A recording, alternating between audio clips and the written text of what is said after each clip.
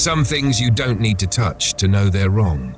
You just feel it, like a breath at the back of your neck. That's exactly how it felt when I first encountered the reliquary they called the Veil of Avarice. The lead-lined box rested heavily on the oak table, layers of linen wrapped tightly around it, yet even from across the room, I could sense the hum of something vile. It pressed into my chest like the weight of too many bad memories, subtle but insistent. Rabbi Meir stood beside me, his sharp eyes scanning the box's surface as if reading secrets written in the air above it. "It's older than I expected," he murmured, his hand hovering cautiously, never touching. "These symbols, this is no single faith. This is a mosaic." "Greed has never been picky about its alliances," Imam Farooq replied, his steady voice carrying the weight of sermons given to hundreds. His presence was as imposing as his tall frame, his calm demeanor unshaken by the artifact's pull. Father Matteo stood slightly behind them, clutching a rosary in trembling hands. He murmured prayers under his breath, his pale face betraying the strain he felt even without seeing what lay inside the box. It wasn't locked away entirely. We could all feel that. "My name is Edward Warrington, and I've spent the better part of my life balancing history and chaos. Before the Bethnal archives, I served in military intelligence, where cryptic codes and calculated risks were my bread and butter. That was before I saw survived something, that defied logic and shattered the rigid frameworks I'd relied on. Now, as the Archive's Global Affairs Officer, I deal with the inexplicable on an international scale, managing threats that don't respect borders or rules. My role in this particular story was to bridge the gap between the supernatural faiths of the Order of the Ashen Veil and the cold, methodical documentation of the archives. When the artifact surfaced, a cursed reliquary feeding on human greed, it became my job to oversee its transport to the archives and ensure its containment. I wasn't alone, though. Working alongside the Order, I found myself navigating not just physical threats, but the intangible pull of the artifact itself. It was a battle of wills, and one I wasn't sure we could win. The reliquary had been unearthed in a remote excavation site near the Austrian Alps, flagged to the Edinburgh branch when archaeologists started vanishing. It was ornate, covered in intricate carvings, but its true significance lay in its origin. The artifact wasn't just a container. It was a focus, a channel for greed, amplifying the darkest human desires. Its origins traced back to the Crusades, to a rogue sect of knights who believed that greed was not only a virtue, but a weapon. They had twisted sacred symbols from multiple faiths into a single doctrine of destruction, corrupting everything they touched. Though the sect was wiped out centuries ago, their relics survived, resurfacing like a malignant tumor in history's quieter corners. The Order of the Ashen Veil had been called in for one reason: faith. Formed in the aftermath of supernatural crises too vast for any single tradition to combat, the Order was a coalition of religious scholars and warriors from across the world. Catholic priests, Sufi mystics, Kabbalist rabbis, Sikh defenders, they worked together to combat threats that defied borders and doctrines. Their interfaith rituals wove together elements of their traditions into powerful, unified defenses. Their name came from their most famous ritual, the veiling, a ceremony designed to hide dangerous objects or places from the world, shielding both mortal and supernatural eyes. Their relationship with the archives was complicated. Where the archives sought to understand and document, the Order focused on protection and containment. There had been disagreements, times when their secrecy clashed with the archives' thirst for knowledge, but this was different. The Veil of Avarice was too volatile for the Order to handle alone, and too unpredictable for the archives to contain without their help. That's why I was here, the bridge between these two philosophies. My job was to get the artifact safely to the archives. Their job was to keep it from killing us on the way. The journey began under a heavy, overcast sky, the kind that seemed to muffle sound and dim light. The reliquary was bound tightly, the box lined with charms, sacred salt, and silver chains. The Order performed a layered binding ritual before we left, each member contributing their faith to the process. Rabbi Meir recited psalms as he placed mezuzot at the crate's corners, while Imam Farooq chanted protective verses from the Quran. Father Matteo anointed the box with holy oil in slow, deliberate strokes, each forming a Latin cross. The combined effect was palpable, a barrier woven from the very fabric of belief. "It won't stop the artifact entirely," Father Matteo admitted, his voice taut with strain, "but it will buy us time." The convoy, 3 nondescript black vehicles, moved carefully through the winding alpine roads. The artifact's presence grew heavier with every mile, its whispers creeping into the edges of my thoughts. It started with the smallest things. The driver adjusting his mirror too often, glancing back at the crate as if it might reward him for curiosity. Father Matteo began fumbling his rosary beads, the prayers slipping faster through his lips as sweat beaded on his forehead. Even I wasn't immune. The whisper was faint but persistent, promising something. Power? Control? I couldn't quite tell, but it gnawed at me. By the time we reached the forest, the sunlight filtering through the trees seemed weaker, as if the artifact was dimming the world itself. The shadows moved strangely. At first I thought it was a trick of the light, but then they stepped out. Silent, gaunt figures with hollow eyes and tattered uniforms from long-dead armies, manifestations of the artifact's history. They didn't attack, not yet. They stood at the edges, watching, waiting. "These are fragments," Rabbi Meir said softly, "echoes of those it has consumed. They're testing us." Then came the attack. A second convoy of vehicles roared down the narrow road, boxing us in. The avaricious creed, a cult dedicated to reclaiming the artifact, descended like wolves. They carried twisted weapons, daggers forged from desecrated crucifixes, wards inscribed with perverted mezuzot. The fight was chaos. Rabbi Meir unleashed a fiery ward, forcing the shadows to retreat momentarily, while Imam Farooq fought like a soldier, his verses cutting through the chaos like a blade. Father Matteo faltered, his faith shaken, but we managed to drive the cultists back, their retreat marked by the smell of burnt earth and their whispered curses.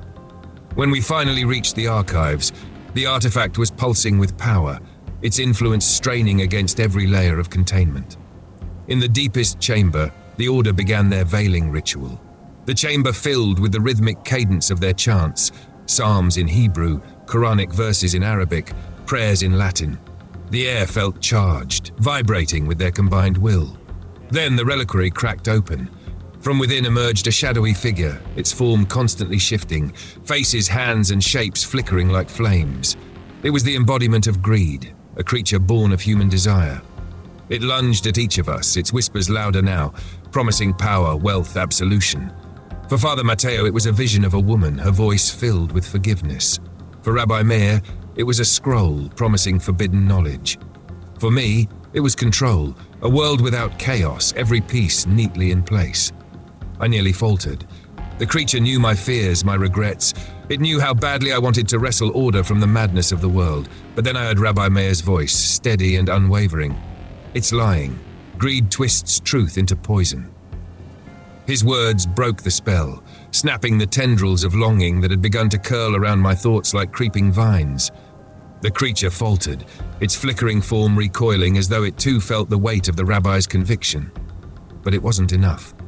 Its voice, a grotesque amalgamation of whispers and promises, rose again, louder this time, clawing at the edges of our resolve. It shifted forms, a kaleidoscope of temptation and fear. One moment it was a child, eyes wide with innocence and need, calling out for help. The next, it was a towering shadow, faceless but for a mouth brimming with jagged teeth, its words dripping with venom. The reliquary, cracked open like a wound, seemed to exhale a force that pressed against the chamber's walls. The air grew heavier, the temperature plummeting as frost crept along the floor in jagged fractal patterns. The candles flickered violently, their flames bending as if trying to escape. "Focus!" Rabbi Meir's voice rang out again, sharp and commanding. He raised a mezuzah in his trembling hand, the ancient scroll radiating a faint golden light. "It's feeding on our hesitation. Do not listen." Father Matteo, still clutching his rosary, began to stumble through the Lord's Prayer. His voice was weak, each word dragged from his throat as though the very air were fighting against him. Beside him, Imam Farooq's chanting grew louder, his voice steady even as beads of sweat glistened on his brow. Each syllable of his recitation seemed to carve through the oppressive darkness, holding it at bay. But the creature was clever. It surged forward, a writhing mass of limbs and faces, aiming for Father Matteo. His prayer faltered as it loomed over him, its many voices whispering his name in mockery, offering forgiveness, redemption, and the peace he so desperately sought. The rosary slipped from his fingers. I didn't think. I moved. Grabbing a silver-lined baton from my belt, I hurled myself between Matteo and the creature, swinging with all the force I could muster. The baton struck the shifting mass, and for a fleeting moment the creature recoiled, its form dissolving into smoke where the weapon hit. But the impact jolted me too, the cold searing through my hand like fire. My vision blurred, and for a heartbeat I felt its pull again. The offer of everything I had ever wanted, wrapped in velvet promises. "Edward!" Imam Farooq's voice snapped me back. His eyes locked on mine, fierce and unwavering. "Hold the line. Do not give it an inch." I planted my feet, gripping the baton tightly despite the burning cold. The reliquary began to glow faintly, its broken edges emanating a sickly light that pulsed in time with the creature's movements. It was trying to escape. I could see it now. A fragment of something ancient and insatiable, bound to the artifact but desperate to be free. Rabbi Meir stepped forward, his voice steady despite the tremor in his hands. "It cannot exist without greed to anchor it. Deny it. Starve it." He raised his mezuzah high, its golden light intensifying as he chanted a psalm, each word lashing out like a whip. Imam Farooq joined him, his verses weaving into the psalm, their combined cadence rising like a tidal wave. The creature writhed, its form shrinking and flickering more violently as their voices grew louder. But it wasn't finished. It turned its attention to me, its face shifting into something I couldn't ignore, my own. Not the version of myself that stood there, battered and sweating, but an idealized reflection. Calm, composed, in control of everything and everyone. Its eyes met mine, and its voice softened, coaxing. "You can be this. You deserve this." I almost fell. For one terrible moment I believed it. Then I heard Rabbi Meir's chant falter, not from hesitation but exhaustion. He was fighting for all of us, and he was weakening. I clenched my teeth and spat out the words of a simple prayer I barely remembered, a generic invocation I'd once learned to comfort someone in pain. It wasn't profound, but it was real, and in that moment it was mine. The creature screamed, not in words, but in a sound that seemed to scrape against the inside of my skull. It shrank again, retreating closer to the reliquary. Rabbi Meir and Imam Farooq pressed their advantage, their chants now a roaring harmony. Even Father Matteo, his voice shaky but resolute, rejoined the effort, his rosary clutched tightly once more. The reliquary began to vibrate violently, the fractured edges drawing the creature back in like a black hole consuming light. Its limbs flailed, its faces contorted, and for one last terrible second it seemed as if it might break free entirely. Then, with a final deafening shriek, it collapsed inward. The reliquary snapped shut with a resounding click, the seals glowing briefly before fading to stillness. The chamber fell silent. The oppressive weight lifted, the frost melted, and the candles burned steadily once more. We stood there gasping for breath, staring at the box that now held the thing we had fought so desperately to contain. "It's done," Rabbi Meir said finally, his voice hoarse but steady. "For now." I bent to pick up Father Matteo's rosary and handed it back to him. His fingers shook as he took it, his lips moving in silent thanks. Imam Farooq rested a hand on my shoulder, his expression solemn but proud. The reliquary sat on the table, innocuous once again, as though it hadn't nearly destroyed us. But I knew better. We all did. This wasn't over. It never really was. Some battles you win just by surviving. This was one of them.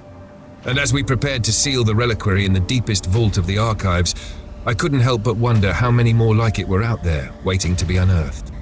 Now the Veil of Avarice rests in the archives, sealed behind layers of wards. It's documented in full, its history laid bare as both a warning and a reminder. Greed may be humanity's oldest curse, but unity, true shared purpose, can overcome even the darkest forces. For the first time, I believed that. The Order of the Ashen Veil taught me that much, and perhaps that's what will keep me fighting. Thank you for sticking with me through this one. I know it's not exactly bedtime listening, but sometimes the shadows we face need to be seen, not ignored.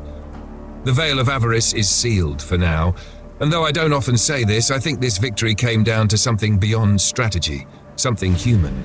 something shared. Working with the Order reminded me of that. Anyway, enough of my rambling. There's a shepherd's pie waiting for me at home, courtesy of my wife. She'll want to know if I've made it back with all my fingers and toes intact, and maybe she'll even tolerate a story or two about this particular madness. Until next time, stay safe and keep an eye on the shadows. You never know what's watching back.